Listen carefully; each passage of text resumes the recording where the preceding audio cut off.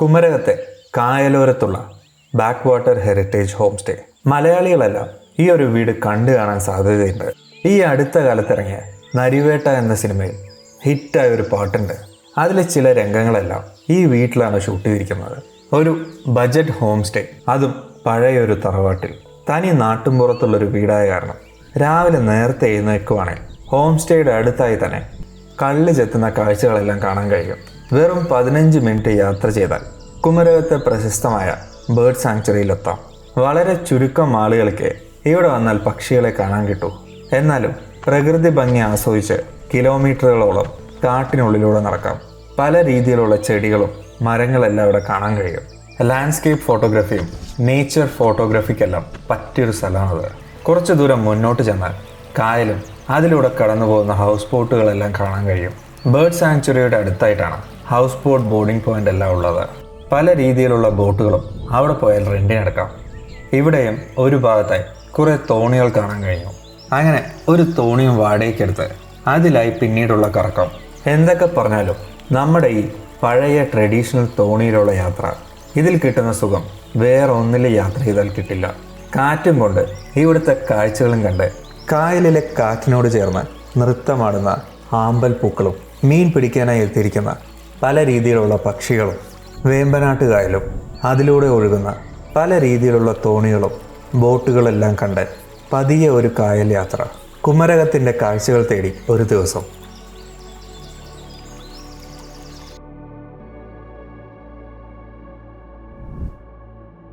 കുമരകത്ത് ഞാൻ താമസിക്കുന്ന home സ്റ്റേയുടെ ഓണറായ Xavier അങ്കിളിനെ ഇന്നലെ കണ്ടപ്പോൾ ടോഡി ടാപ്പിങ്ങിൻ്റെ കാര്യം സംസാരിച്ചിരുന്നു.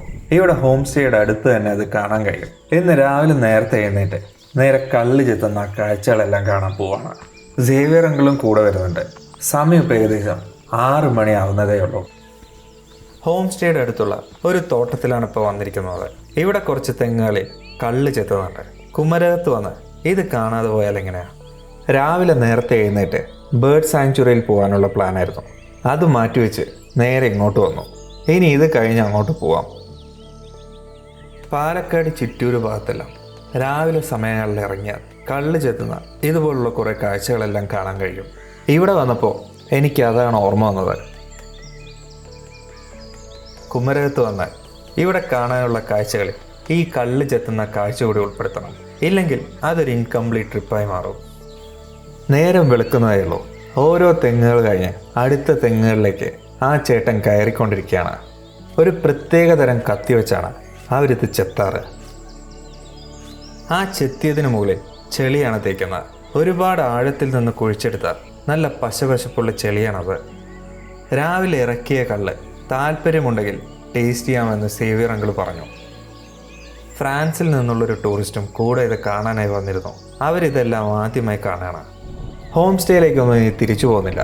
രാവിലത്തെ കാലാവസ്ഥയും കൊള്ളാം. ഇവിടെ നിന്ന് നേരെ കുമരകത്തെ സ്ഥലങ്ങൾ കാണാനായി പോകാൻ തീരുമാനിച്ചു. റോഡിൻ്റെ 2 ഭാഗത്തും നെൽപ്പാടങ്ങളാണ്.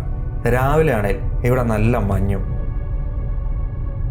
കുറച്ചു ദൂരം കൂടി മുന്നോട്ട് ചെന്നപ്പോൾ വേറൊരു റോഡിലേക്ക് കയറി. ഇവിടെ റോഡിനോട് ചേർന്ന് കായലും കാണാൻ കഴിയും. ആദ്യം ചെന്നത് കുമരകം ബേർഡ് സാങ്ച്വറിയിലേക്കായിരുന്നു. 6:30 തുറക്കുന്നൊരു സ്ഥലമാണ്. രാവിലെ ടോഡി ടാപ്പിംഗ് എല്ലാം കാണാൻ പോയ കാരണം കുറച്ച് ലേറ്റായി. ഇവിടെ എത്തുമ്പോഴേക്കും സമയം 7:30 ആയി.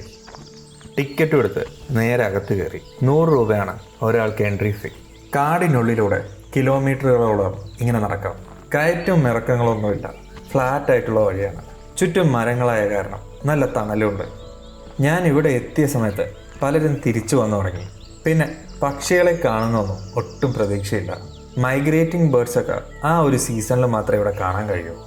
എന്നാലും കാടിൻ്റെ അന്തരീക്ഷവും പല രീതിയിലുള്ള ചെടികളും മരങ്ങളും കാടിൻ്റെ ശബ്ദമെല്ലാം കേട്ട് ഇങ്ങനെ നടക്കാൻ ഇഷ്ടമുള്ളവർക്ക് പറ്റിയൊരു സ്ഥലമാണത്.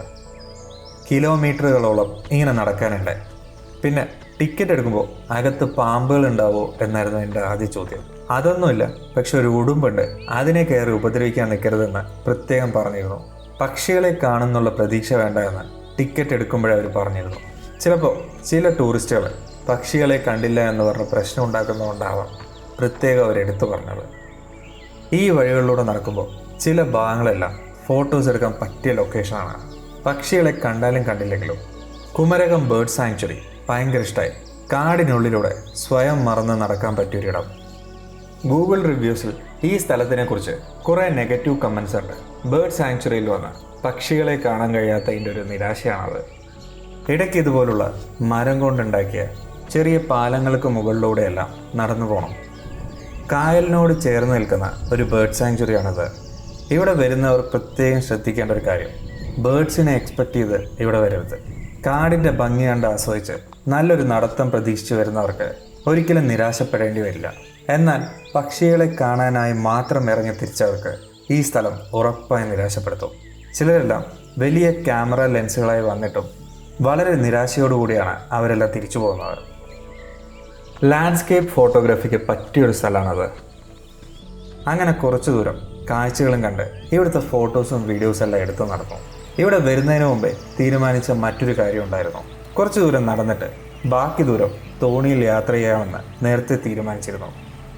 പ്രതീക്ഷിച്ച പോലെ തന്നെ കുറച്ച് ദൂരം കഴിഞ്ഞതും ഇവിടെ തോണി നിൽപ്പുണ്ടായിരുന്നു. 500 രൂപയാണ് പറഞ്ഞത്. ഏകദേശം ഒരു 1.5 മണിക്കൂർ അവർ കൊണ്ടുപോയി കാഴ്ചകളെല്ലാം കാണിച്ച് തിരിച്ചു കൊണ്ടുവിടും. മുരളിച്ചേട്ടൻ്റെ ബോട്ടിലാണ് ഇനി കുറച്ചു ദൂരം കായൽ കാഴ്ചകൾ കണ്ട് യാത്ര ചെയ്യാൻ പോകുന്നത്. മുരളിച്ചേട്ടൻ പതിയെ തോണി തുഴഞ്ഞു തുടങ്ങി. കൂടെ ഈ നാട്ടിലെ വിശേഷങ്ങളും പറയുന്നുണ്ട്. ബേർഡ് സാങ്ച്വറിയിലെ ബേർഡ്സ് മുഴുവൻ ഇപ്പോൾ കായലിനരികെയായിരിക്കും എന്നും പറഞ്ഞു. പോകുന്ന വഴിയിൽ ഉറപ്പായും കുറച്ച് ബേർഡ്സിനെ കാണും എന്ന് പറഞ്ഞിട്ടുണ്ട്. ബേർഡ് സാങ്ച്വറിയുടെ അകത്ത് കയറുന്നതിന് മുമ്പായി കുറേ പേര് അപ്രോച്ച് ചെയ്തിരുന്നു. ശിക്കാര റൈഡും ബോട്ടിംഗ് എല്ലാം പറഞ്ഞിട്ട്. അവർ പറഞ്ഞത് ബേർഡ്സിനെ അകത്ത് കാണില്ല, പക്ഷെ ഞങ്ങൾ കൊണ്ട് കാണിച്ചു തരാമെന്നായിരുന്നു. കുമരകം ബേർഡ് സാങ്ച്വറിയുടെ അടുത്ത് തന്നെയാണ് ഇവിടുത്തെ പ്രധാനപ്പെട്ട ബോട്ട് ചട്ടിയും. അവിടെ നിന്ന് ശിക്കാരയും ഹൗസ് ബോട്ടെല്ലാം പെട്ടെന്ന് റെൻറ്റിനെടുക്കാൻ കഴിയും. ആ കാണുന്ന കാട് പിടിച്ചു കിടക്കുന്ന സ്ഥലമാണ് ബേർഡ് സാങ്ച്വറി. അതിനരികത്തു കൂടെയാണ് പോയിക്കൊണ്ടിരിക്കുന്നത്. നടക്കുന്നതിന് പകരം തോണിയിലാണെന്ന് മാത്രം. ശിക്കാര റൈഡ് കഴിഞ്ഞ ദിവസം പോയ കാരണമാണ് ഇന്ന് ശിക്കാര വേണ്ട സാധാ തോണിയിൽ യാത്ര ചെയ്യാമെന്ന് തീരുമാനിച്ചത്. വെയിലായി വരുന്നതേ ഉള്ളൂ. നല്ല വെയിലായാൽ തോണിയിൽ യാത്ര ചെയ്യാൻ ബുദ്ധിമുട്ടാണ്. തോണി നേരെ പോകുന്നത് വേമ്പനാട്ട് കായലിലേക്കാണ്. അവിടെ വെച്ച് കുറേ ബേർഡ്സിനെ ഉറപ്പായും കാണാൻ കഴിയുമെന്ന് മുരളിച്ചേട്ടൻ പറഞ്ഞിട്ടുണ്ട്. പക്ഷികളെ കാണുന്നതിനേക്കാൾ നമ്മുടെ സാധാരണക്കാരൻ്റെ ട്രഡീഷണൽ ബോട്ടിലൊരു യാത്ര, ആ ഒരു എക്സ്പീരിയൻസിന് വേണ്ടിയിട്ടാണ് ഇതിൽ കയറിയത്.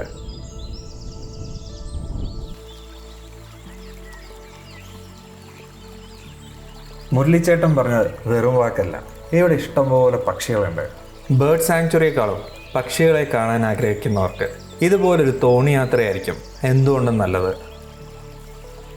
ഇവിടുത്തെ മറ്റൊരു പ്രത്യേകത ഈ കായൽ യാത്രയിൽ കാണാൻ കഴിയുന്ന ആമ്പൽപ്പൂക്കളാണ്. ചില സമയത്തെല്ലാം ഇവിടെ നിറയെ ആമ്പൽപ്പൂക്കൾ കാണാൻ കഴിയും. ഇപ്പം അധികമില്ല, എന്നാലും നിരാശപ്പെടുത്തിയില്ല. കുറച്ച് ആമ്പൽപ്പൂക്കൾ ഇപ്പോഴും ബാക്കിയുണ്ട്.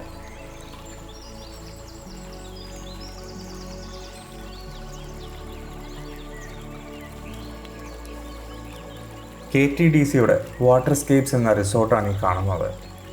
വേമ്പനാട്ട് കായൽ തീരത്ത് സ്ഥിതി ചെയ്യുന്ന കുമരകത്തെ പ്രശസ്തമായൊരു റിസോർട്ടാണത്.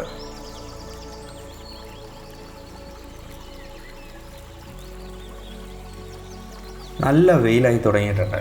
മുരളിച്ചേട്ടൻ തിരിച്ച് നമ്മളെ ബേർഡ് സാങ്ച്വറിയുടെ അടുത്ത് കൊണ്ടുവിടാനായി പോയിക്കൊണ്ടിരിക്കുകയാണ്.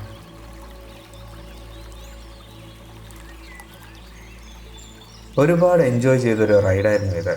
കുറച്ചുകൂടി നേരത്തെ വന്നിരുന്നെങ്കിൽ ഇനിയും കുറേ പക്ഷികളെ കാണാമായിരുന്നെന്ന് മുരളിച്ചേട്ടൻ പറഞ്ഞു. രാവിലെ 6:30 ഈ ബേർഡ് സാങ്ച്വറി തുറക്കും. ആ സമയത്ത് വന്നാൽ പക്ഷികളെ കാണാനുള്ള സാധ്യത കൂടുതലാണ്.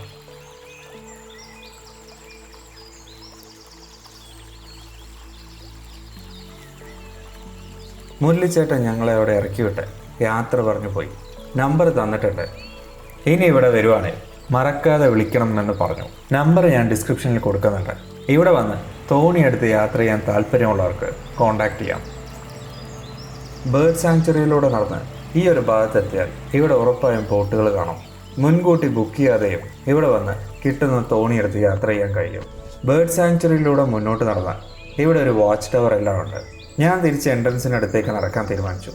വെയിലായി തുടങ്ങിയിട്ടുണ്ട്. പിന്നെ നല്ല വിശപ്പും.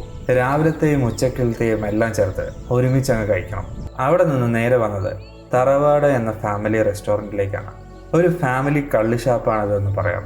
ഫാമിലിയുമായി വന്ന് കള്ളുഷാപ്പിൻ്റെ ടേസ്റ്റോടുകൂടി ഫുഡ് കഴിക്കാൻ പറ്റിയൊരു സ്ഥലമാണത്. നല്ല വിശപ്പുള്ള കാരണം മെനുവിൽ കണ്ട എന്തൊക്കെയോ അങ്ങ് ഓർഡർ ചെയ്തു. കുറച്ച് ഓവറായി ഫുഡ് കഴിച്ചു എന്ന് വേണം പറയാൻ. വയറ് നല്ലോണം നിറഞ്ഞു. ഇനി പ്രത്യേകിച്ച് പ്ലാനൊന്നുമില്ല.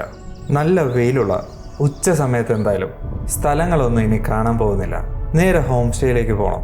ഉച്ചക്ക് നന്നായി ഒന്ന് ഉറങ്ങി വൈകുന്നേരം ഇനി അവിടെ സമയം ചെലവഴിക്കാം. ബേർഡ് സാങ്ച്വറിയിൽ നിന്ന് ഏകദേശം 15 കിലോമീറ്ററാണ് ഹോം സ്റ്റേയിലേക്കുള്ളത്. മാക്സിമം അരമണിക്കൂർ അതിനുള്ളിൽ ഡ്രൈവ് ചെയ്തെത്താൻ കഴിയും. തികച്ചും നാട്ടും പുറത്തുള്ള ഒരു വീട് തപ്പി കണ്ടുപിടിച്ചെടുക്കുകയായിരുന്നു. കായലോരത്തുള്ള backwater heritage homestay. ഒരുപക്ഷെ മലയാളികളെല്ലാം ഈ ഒരു വീട് കണ്ടു കാണും. അതായത് ഈ അടുത്തിറങ്ങിയ നരിവേട്ട എന്ന സിനിമയിലെ അതിലൊരു ഹിറ്റ് പാട്ടും അതിലുള്ള ചില രംഗങ്ങളെല്ലാം ഈ വീടാണ് ലൊക്കേഷൻ ആയിരിക്കുന്നത്. പോക്കറ്റ് കീറാതെ നല്ലൊരു ഹോം സ്റ്റേ, അതും പഴയൊരു തറവാട്ടിൽ താമസിക്കാൻ ആഗ്രഹമുള്ളവർക്ക് കുമരകത്തുള്ള ഈ back water heritage home stay പരിഗണിക്കാം. ഹോം സ്റ്റേയും അതിൻ്റെ ഡീറ്റെയിൽസ് എല്ലാം എപ്പിസോഡ് 1 ഉൾപ്പെടുത്തിയിരിക്കുന്നത്. ഡിസ്ക്രിപ്ഷനിൽ ലിങ്ക് കൊടുക്കാം. ഫുഡ് കുറച്ച് അധികം കഴിച്ച കാരണം ഉച്ചയ്ക്ക് നന്നായി ഒന്ന് ഉറങ്ങി വൈകുന്നേരം എണീറ്റ് ഈ ചുറ്റുവട്ടത്തൊക്കെ ഒന്ന് നടക്കാൻ തീരുമാനിച്ചു. കോട്ടയത്തെ കുമരകത്തുള്ള പുളിക്കുട്ടിശ്ശേരി എന്ന ഒരു തനി നാട്ടുപുറമാണത്. ബേർഡ് സാങ്ച്വറിയുടെ അടുത്തെല്ലാം കുറേ റിസോർട്ടുകളും ഹോം സ്റ്റേസ് എല്ലാം ഉണ്ടെങ്കിലും തിരക്കും ബഹളങ്ങളൊന്നും ഇല്ലാതെ ബജറ്റ് ഫ്രണ്ട്ലി ആയുള്ള ഒരു ഓപ്ഷൻ തപ്പിയാണ് ബാക്ക് വാട്ടർ ഹെറിറ്റേജ് ഹോം സ്റ്റേയിൽ എത്തിപ്പെട്ടത്. ഈ നാടും നാട്ടുകാരും ഇവിടുത്തെ കാഴ്ചകളെല്ലാം ഞാൻ ആഗ്രഹിച്ച പോലെ തന്നെ. ഈ ഗ്രാമത്തിലുള്ള വഴിയുടെ ഒരു ഭാഗത്ത് കായലാണെങ്കിൽ മറുഭാഗത്ത് നെൽപ്പാടങ്ങളും കൃഷിയിടങ്ങളും പഴയ വീടുകളും ഹോം സ്റ്റേസ് എല്ലാമാണ് കാണാൻ കഴിയുക. ഉച്ചയ്ക്ക് കുറച്ചധികം സമയം കിടന്നുറങ്ങി. സൺസെറ്റിന് സമയമായി. നെൽപ്പാടങ്ങളും സൂര്യൻ അസ്തമിക്കുന്ന കാഴ്ചകളെല്ലാം കണ്ട് തിരിച്ച് ഹോം സ്റ്റേയിലേക്ക് പോകണം. നാളെ രാവിലെയും കുറച്ച് സമയം കൂടി ഇവിടെയുണ്ട്. പറ്റിയാൽ രാവിലെ നേരത്തെ എഴുന്നേറ്റ് ഈ വഴിയിലൂടെയെല്ലാം ഒന്നുകൂടി നടക്കാൻ ഇറങ്ങണം. വീഡിയോ എല്ലാവർക്കും ഇഷ്ടമായെന്ന് കരുതുന്നു. പുതിയ വീഡിയോ വീണ്ടും വരാം.